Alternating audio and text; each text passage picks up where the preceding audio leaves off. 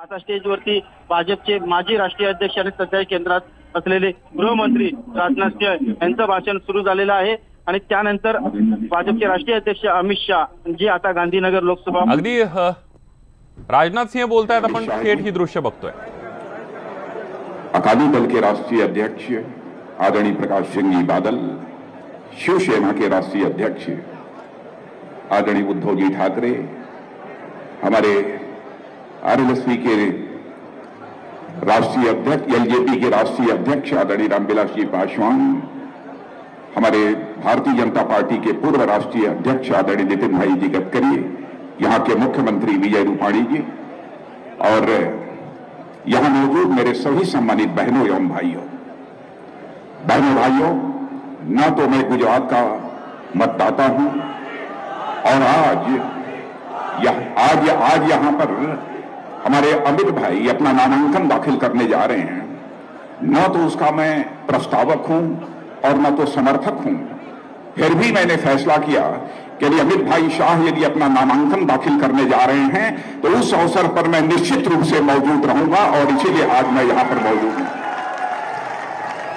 और इस अवसर पर मौजूद रहने का फैसला मैंने इसलिए किया कि मुझे याद है, आप सबको भी याद होगा कि 2014 में जब लोकसभा का चुनाव हुआ था, उस समय पार्टी का राष्ट्रीय अध्यक्ष मैं था और हम लोग नरेंद्र भाई मोदी के नेतृत्व में इस देश में चुनाव लड़े थे और आजाद भारत के इतिहास में पहली बार किसी गैर कांग्रेस राजनीतिक पार्टी को भारत की संसद में स्पष्ट बहुमत हासिल हुआ था और भारतीय जनता पार्टी को भी स्पष्ट बहुमत हासिल होने के बावजूद हम लोगों ने सारे अपने सहयोगी दलों के साथ मिलजुल कर यह सरकार बनाई।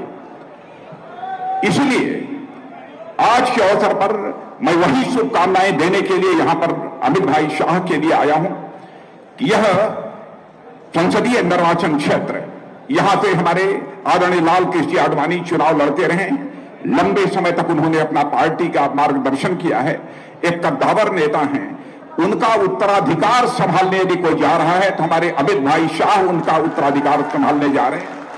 और मैं पूरी तरह से आश्वस्त हूं कि हमारी इस गुजरात की जनता, इस संसदीय निर्वाचन क्षेत्र की जनता हमारे अमित भाई शाह को अपना भरपूर आशीर्वाद देगी ताकि वह रिकॉर्ड मतों से जीत कर वह भारत की संसद में पहुंचे। बहनों भाइयों, 5 वर्षों तक हम लोगों की सरकार चली है। मैं विस्तार में जाकर उसकी चर्चा नहीं करना चाहता कि हमारी सरकार ने क्या क्या काम किया है, लेकिन इस सच्चाई को कोई नकार नहीं सकता है कि आजाद भारत के इतिहास में किसी प्रधानमंत्री ने यदि करिश्माई काम करने का काम किया है तो प्रधानमंत्री का नाम है नरेंद्र भाई मोदी। आज के 5 साल पहले कोई यह कल्पना भी नहीं कर सकता था कि जो भारत दुनिया में गरीब देशों की कतार में खड़ा हुआ दिखाई देता था, लोग यह मानते थे कि यह तो बहुत कमजोर देश है, गरीब देश है, बेरोजगारों का देश है, यह धारणा बनी हुई थी। बहनों भाइयों, हम सबको सचमुच बधाई देनी चाहिए ऐसे प्रधानमंत्री को जिसने 5 वर्षों के अंदर एक ऐसा करिश्माई काम किया है। आज भारत ही नहीं बल्कि विश्व का अर्थशास्त्री सच्चाई को स्वीकार करता है कि विश्व में सर्वाधिक तेजी से आगे बढ़ने वाली अर्थव्यवस्था यदि किसी देश की है तो हमारे और आपके देश या भारत की है। बहनों भाइयों, यह सभी सच्चाई को स्वीकार करते हैं। अर्थव्यवस्था के आकार की दृष्टि से देखा जाए तो जो भारत 2014 के पहले दुनिया के टॉप 10 कंट्रीज में 9वें स्थान पर था, वह भारत 5 वर्षों के अंदर बहनों भाइयों दुनिया के टॉप 10 कंट्रीज में 6th पोजीशन पर आ गया है, जिसकी रैंकिंग 6th आज हो गई है। और इसी वित्तीय वर्ष में यह हमारा भारत दुनिया के टॉप 10 में 5वें पायदान पर खड़ा होगा। यह हम सबके लिए गौरव की बात होगी। और आज मैं विश्वास के साथ कहना चाहता हूं, वह दिन दूर नहीं है बहनों भाइयों कि 2028 आते आते यही हमारा भारत रूस, चाइना, अमेरिका जो इस दुनिया के ताकतवर देश माने जाते हैं, इनमें से एक देश को पीछे छोड़कर भारत दुनिया के टॉप 3 कंट्रीज में आकर खड़ा हो जाएगा। इसका श्रेय यदि किसी को जाता है तो भारत के यशस्वी प्रधानमंत्री नरेंद्र भाई मोदी को जाता है।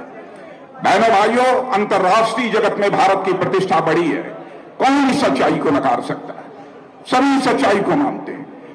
सारी दुनिया इस सच्चाई को स्वीकार करती है कि भारत का नेतृत्व इस समय सशक्त हाथों में है, बलवान हाथों में इस समय भारत का नेतृत्व है, तभी सच्चाई को स्वीकार करते हैं। विडंबना यह है कि हमारे विरोधी दल के नेता और कांग्रेस पार्टी के राष्ट्रीय अध्यक्ष अब शब्दों का प्रयोग हमारे प्रधानमंत्री के संबंध में करते हैं। बहनों भाइयों, आपसे नहीं बल्कि सभा के माध्यम से समस्त देशवासियों से, देश की जनता से मैं अपील करना चाहता हूं, जिसने देश की प्रधानमंत्री के लिए अब शब्दों का प्रयोग किया है, ऐसी राजनीतिक पार्टी को सख्त से सख्त सजा दी जानी चाहिए इस चुनाव में लोकतांत्रिक तरीके से। यह मैं आप सबसे अपील करना चाहता हूं। जीवट के साथ पुरजोर तरीके से आप सभी कार्यकर्ताओं को, बहनों भाइयों, अपना 1 महीने 1.5 महीने सारा कामकाज छोड़कर भारतीय जनता पार्टी को और अपनी एनडीए को उच्च शिखर पर ले जाने के लिए हम सभी को प्रयत्न करने की आवश्यकता है। जिस प्रधानमंत्री ने ऐसी सरकार चलाई हो कि बहनों भाइयों, उसके पहले भी आपने कांग्रेस की सरकारों को देखा है, लेकिन 5 वर्षों में कोई भी मां का लाल, चाहे वह भारत का रहा हो अथवा दुनिया का रहा हो, उंगली उठाकर नहीं कह सकता है कि हमारे प्रधानमंत्री के दामन पर अथवा किसी मंत्री के दामन पर एक भी भ्रष्टाचार की दाग लगी हुई हो। और यह राहुल गांधी पार्टी के, कांग्रेस पार्टी के राष्ट्रीय अध्यक्ष यह कहते हैं चौकीदार चोर हैं। बहनों भाइयों, मैं कहना चाहता हूं और नौजवानों आपसे भी कहना चाहता हूं, डंके की चोट पर बोलो, चौकीदार चोर नहीं है बल्कि चौकीदार प्योर है। डंके की चोट पर बोलो कि चौकीदार चोर नहीं है बल्कि दोबारा पीएम बनना श्योर है। डंके की चोट पर बोलो कि भारत की समस्याओं का समाधान भी श्योर है। डंके की चोट पर बोलो, सारी समाधान, सारी समस्याओं का वही क्योर है। यह विश्वास लेकर हम सबको आगे बढ़ने की जरूरत है। जहां तक बहनों भाइयों, जो कुछ भी बालाकोट में हुआ है सर्जिकल स्ट्राइक, उसको लेकर भी राजनीति की जा रही है, उसका राजनीतिकरण करने की कोशिश की जा रही है और कहा जा रहा है कि प्रधानमंत्री को इसका श्रेय क्यों दिया जाना चाहिए। मैं पूछना चाहता हूं कांग्रेस के लोगों से, भूल गए वो 1971 जबकि भारत और पाकिस्तान के बीच युद्ध हुआ था और भारत की बहादुर सेना ने अपने शौर्य और पराक्रम का परिचय देते हुए पाकिस्तान के 2 टुकड़े कर दिए थे। पाकिस्तान बन गया था और बांग्लादेश बन गया था। उस समय भारत की संसद में खड़े होकर हमारे नेता श्रद्धेय अटल बिहारी वाजपेयी जी ने इंदिरा गांधी की सराहना की थी और सारा हिंदुस्तान उस समय इंदिरा गांधी का जय जयकार कर रहा था, इंदिरा गांधी जिंदाबाद का नारा दे रहा था। यदि हमारे प्रधानमंत्री ने दृढ़ इच्छा शक्ति का परिचय देते हुए जो हमारे सीआरपीएफ के जवानों पर फिदायीन हमला करके 40-42 जवानों को मारा गया था, यदि उसका बदला लेने के लिए उन्होंने अपनी दृढ़ इच्छा शक्ति का परिचय देकर जो काम किया है बहनों भाइयों, तो हमारे प्रधानमंत्री का जयकारा क्यों नहीं होना चाहिए, उसकी सराहना क्यों नहीं होना चाहिए? इस सवाल का मैं आपसे जवाब पूछना चाहता हूं। और मैं आपसे यह भी कहना चाहता हूं बहनों, जब भी हमारी सेना ने शौर्य और पराक्रम का परिचय दिया है, उसके लिए आवश्यक होता है कि इस लोकतांत्रिक व्यवस्था में जो राजनीतिक पार्टी सत्ता में है और जो सत्ता का मुखिया है, वह अपनी राजनीतिक इच्छा शक्ति का परिचय दे। 26/11/2008 का जो मुंबई का कांड हुआ था, उस समय कांग्रेस की सरकार थी और कुछ भी पाकिस्तान के खिलाफ उस समय नहीं कर पाए, जबकि बड़ी संख्या में लोग हमारे मुंबई में 26/11/2008 के आतंकवादी आक्रमण में मारे गए थे। कुछ नहीं किया। राजनीतिक शक्ति और हमारे सेना के जवानों का शौर्य और पराक्रम दोनों ताल से ताल मिलाकर चलते हैं बहनों भाइयों, तो मैं विश्वास के साथ कह सकता हूं कि हमारे देश के सेना के जवानों के शौर्य और पराक्रम को दुनिया की कोई ताकत चुनौती नहीं दे सकती है। यह बात मैं दावे के साथ में कहना चाहता हूं।